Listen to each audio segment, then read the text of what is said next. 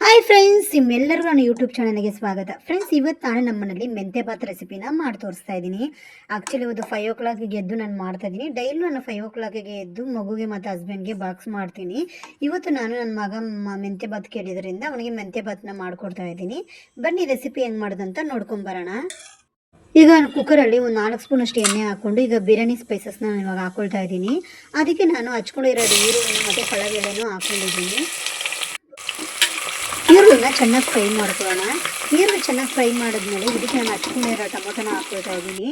ಅದ್ರ ಜೊತೆಗೆ ನಾನು 1 ಸ್ಪೂನಷ್ಟು ಧನೆ ಪೌಡ್ರು, ಅರ್ಧ ಸ್ಪೂನಷ್ಟು ಖಾರ ಪುಡಿ, ಇನ್ನು 1/4 ಸ್ಪೂನಷ್ಟು ಅರಿಶಿನ ಹಾಕ್ಕೊಂಡು ಚೆನ್ನಾಗಿ ಫ್ರೈ ಮಾಡಿಕೊಂಡು ಅದಕ್ಕೆ ನಾನು ಚಿಪ್ಸಿದಾಗ ಹಚ್ಕೊಂಡಿರೋ ಮೆಂತ್ಯ ಸೊಪ್ಪನ್ನ ಹಾಕ್ಕೊಳ್ತಾ ಇದ್ದೀನಿ. ನಾನು ಮಿಕ್ಸಿ ಜಾರಲ್ಲಿ ಶುಂಠಿ, ಬೆಳ್ಳುಳ್ಳಿ ಮತ್ತು ಹಸಿಮೆಣಸಿನ್ಕಾಯಿನ 3 ರುಬ್ಕೊಂಡಿದ್ದೀನಿ. ಆ ಪೇಸ್ಟ್ನ ಇವಾಗ ಹಾಕ್ಕೊಂಡು ಚೆನ್ನಾಗಿ ಫ್ರೈ ಮಾಡ್ಕೊಳ್ಳೋಣ. ಸ್ವಲ್ಪ ರುಚಿ ತಕ್ಕಷ್ಟು ಉಪ್ಪು ಹಾಕ್ಕೊಳ್ತಾ ಇದ್ದೀನಿ. ರುಚಿ ತಕ್ಕಷ್ಟು ಉಪ್ಪು ಹಾಕ್ಕೊಂಡು ನಾನು ಬಟಾಣಿ ಹಾಕ್ಕೊಳ್ತಾ ಇದ್ದೀನಿ. ಇದಕ್ಕೆ ಬಟಾಣಿ ಹಾಕ್ಕೊಂಡು ಚೆನ್ನಾಗಿ ಫ್ರೈ ಮಾಡ್ಕೊಳ್ಳೋಣ.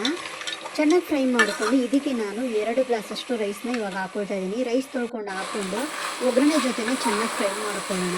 ಈಗ ಖಾರಕ್ಕೆ ನಾನು ಬರೀ ಹಸಿಮೆಣಸಿನ್ಕಾಯಿ ಅಷ್ಟೇ ಹಾಕಿರೋದು. ಇದಕ್ಕೆ ನಾನು ಚಿಲ್ಲಿ ಪೌಡರ್ ಬಂದು ಅದಕ್ಕೆ ಕಾಶ್ಮೀರಿ ಚಿಲ್ಲಿ ಪೌಡರ್ ಒಂದು ಅರ್ಧ ಸ್ಪೂನಷ್ಟು ಹಾಕ್ಕೊಂಡಿದ್ದೀನಿ. 2 ಗ್ಲಾಸ್ ಅಕ್ಕಿಗೆ 4 ಗ್ಲಾಸಷ್ಟು ನೀರನ್ನ ನಾನು ಕಾಯಿಸಿ ಬಿಸಿ ಮಾಡಿಕೊಂಡು ಹಾಕ್ಕೊಂಡಿದ್ದೀನಿ, ಬೇಗ ಆಗಲಿ ಅಂತ. ಚೆನ್ನಾಗಿ ಇದು ಕುದಿ ಬರ್ತಿದ್ದಂಗೆ ಇದಕ್ಕೆ ನಾನು ಅರ್ಧ ನಿಂಬೆಹಣ್ಣು ಹಿಂಡಿ ಹಾಕ್ಕೊಳ್ತಾ ಇದ್ದೀನಿ. ನಿಂಬೆಹಣ್ಣು ಹಾಕ್ಕೊಂಡ್ರೆ ಟೇಸ್ಟ್ ಸೂಪರಾಗಿ ಬರುತ್ತೆ.